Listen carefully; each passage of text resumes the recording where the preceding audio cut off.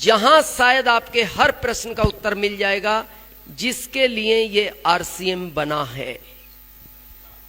ये दो ही चीजों पे काम करता है, पैसिव इनकम और सिक्योर्ड इनकम। ये सबसे इंपॉर्टेंट पार्ट है इस अभियान का। थोड़ा आज समझें।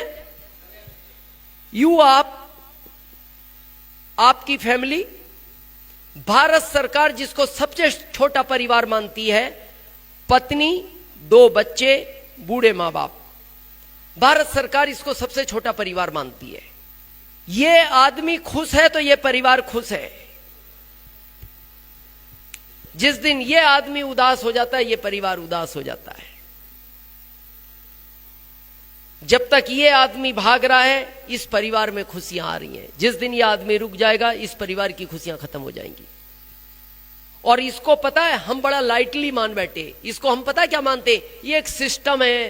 दादाजी की शादी हुई, पिताजी आ गए, पिताजी की हुई, हम आ गए, हमारी हुई, हमारे बच्चे आ गए, उनकी हुई, उनके बच्चे आ गए। ये सिस्टम नहीं है, ये बहुत जिम्मेदारी का काम है। थोड़ा समझा आज इस जिम्मेदारी को, समझे। आपके घर में बच्चा है, 2 साल, 5 साल, 8, 10, 12, 14, 16, 18, 20, 22 है। कोई आपसे आकर कहे ये बच्चा मेरे को दे दो, सिमरई वालों, नहीं दोगे? अच्छा, क्यों नहीं दोगे? आपका अपना है, आपको डाउट है कोई? हाँ, कंफ्यूजन मत करना, वो आपका ही है, हमें भी पता है और आपको भी पता है। ना देने के 3 कारण हैं, ध्यान से सुनना। पहला, जिसको आप जानते नहीं कैसे दे दोगे बच्चा। दूसरा, वो आपके जैसा पालन पोषण करेगा, ये क्या गारंटी है। तीसरा, जितने दिन बच्चा आपके पास रहता है, आपका इमोशनल अटैचमेंट बढ़ता जाता है।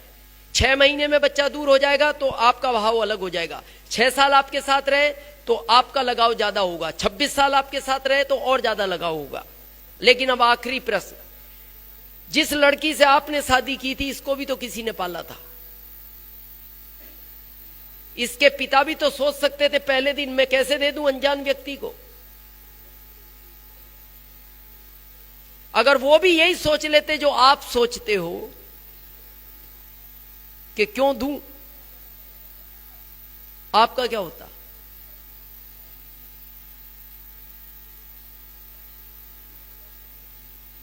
क्या होता? कुआरे नहीं, आप होते ही नहीं, क्योंकि आपकी मदर को भी तो कोई नहीं देता, वो तो सिलसिला ही चलता। होते नहीं, पर क्यों दी वो लड़की आपको?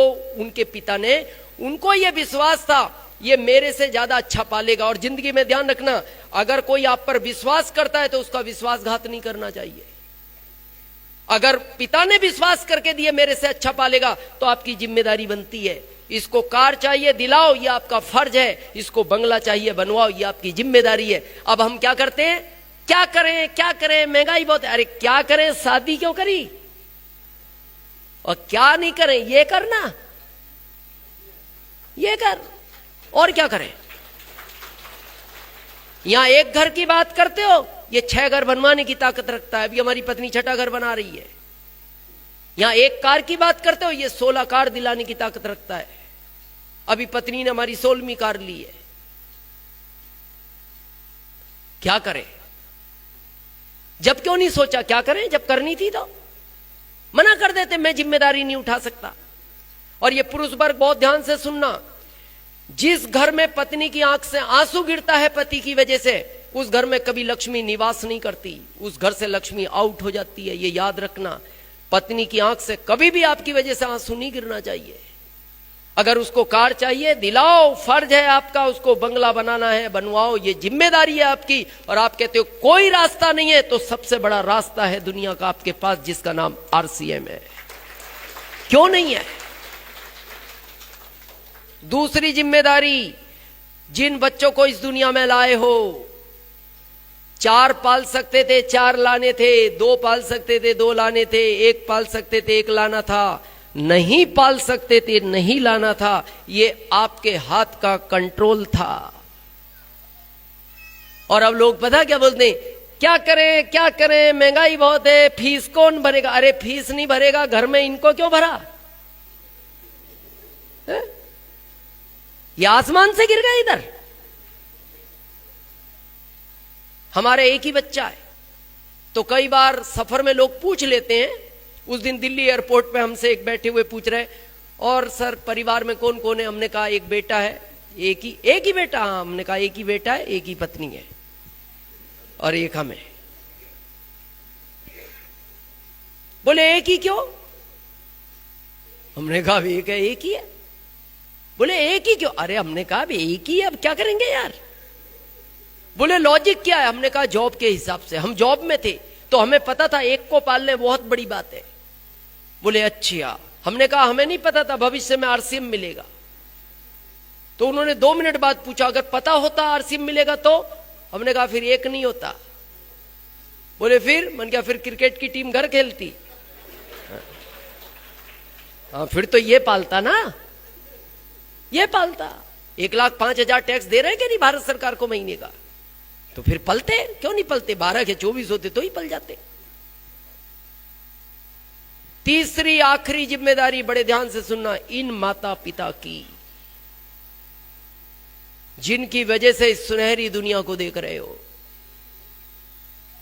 एक काम ध्यान से सुनना सिमरई वालों, सब कुछ छोड़ देना, मां को कभी मत छोड़ना।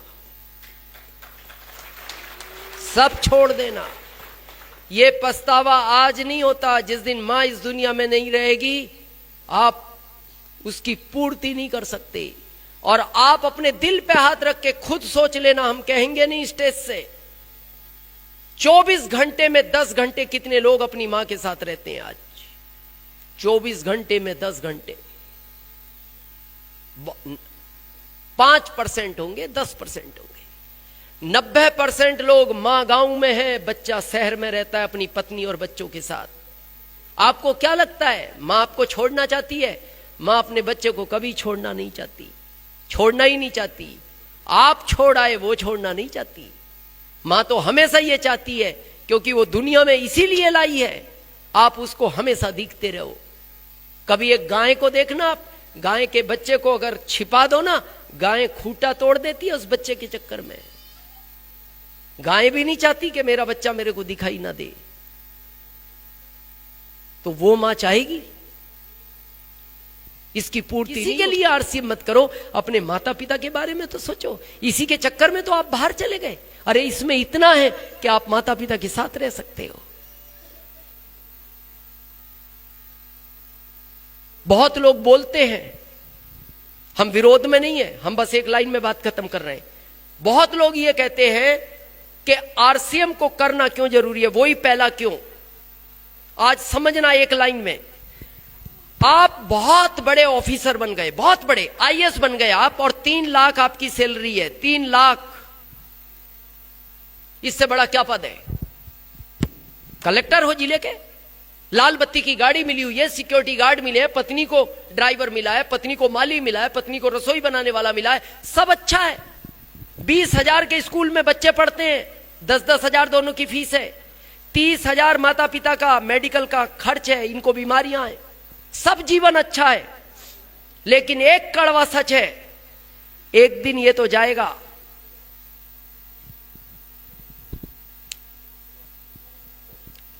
हमारे यहां जब सब यात्रा निकलती है, कौन सी यात्रा अच्छी है? जिसमें बेटा पिता को कंधा देता है, वो यात्रा अच्छी है। वो यात्रा अच्छी नहीं है जिसमें पिता बेटे को कंधा देता है। और आप भारत में देखो, ये यात्राएं ज्यादा निकलती है जिसमें पिता बेटे को कंधा देता है। जब आप सुनते हो बॉर्डर पे इतने जवान शहीद हो गए, और जब उनको गांव लाया जाता है, ये पिता है, बेटा नहीं रहा। ये घटना इसके साथ क्यों होती है? क्योंकि रोड पे ये दौड़ता है, बाइक इसी की टकराएगी, कार इसी की टकराएगी, ट्रेन इसी की टकराएगी, फ्लाइट में आग इसी के लगेगा। ये तो घर में सब सुरक्षित है। यही तो दुख का कारण है कि घटना इसके साथ घटी। चलो घट गई, ये आईएएस था, घट गई, पद खाली हो गया, आईएएस का पद खाली हो गया। इस परिवार में से इस पद पे किसको बैठाया जाएगा? क्यों नहीं बैठाया जाएगा? फिर हम किस बात का सीना चौड़ा करके मार्केट में घूम रहे हैं? मैं इतना बड़ा पढ़ा लिखा हूं, मैं ये प्रोफेसर हूं, मैं इंजीनियर हूं। अरे क्यों नहीं बैठाया जाएगा? चलो नहीं बैठाया जाएगा, माता पिता बूढ़े हो गए, बच्चे छोटे हैं, पत्नी अनपढ़ है, नहीं बैठाया जाएगा, ठीक है मत बैठाओ। ये 3 लाख तो आएगा ना इस परिवार को, ये क्यों नहीं आएगा? कैसे पढ़ेंगे ये बच्चे? चलो बच्चे सरकारी में पढ़ लेंगे, इन माता पिता का इलाज कौन करेगा? ये तो बिना इलाज के माता पिता भी मर जाएंगे एक बार।